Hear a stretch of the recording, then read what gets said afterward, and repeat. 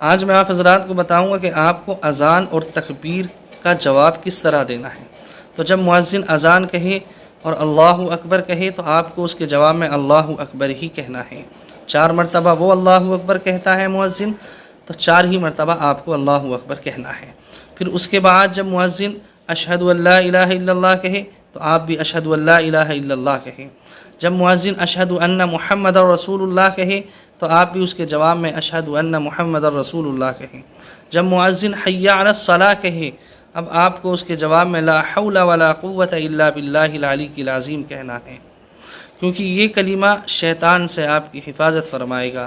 اور پھر جب مؤذن حی علی الفلاح کہیں تو آپ کو حی علی الفلاح کے جواب میں لا حول ولا قوۃ الا باللہ العلی العظیم ہی کہنا ہے۔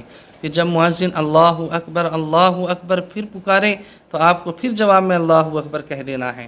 اور جب آخر میں لا الہ الا اللہ کہیں تو آپ کو لا الہ الا اللہ ہی اس کے جواب میں کہہ دینا ہے۔ اگر اذان فجر کی ہے اور فجر کی اذان میں الصلاۃ خیر من النوم پڑھا جاتا ہے تو آپ کو اس کے جواب میں صدقت و بررت یہ کہنا ہے۔ اور جب اقامت ہو تو اقامت میں بالکل ایسے ہی آپ کو اقامت کا جواب دینا ہے جیسے نماز کا دیتے ہیں، صرف جب اقامت پڑھنے والا قد قامت الصلاۃ کہے تو آپ کو اقامہ اللہ و ادامہ کہنا ہے۔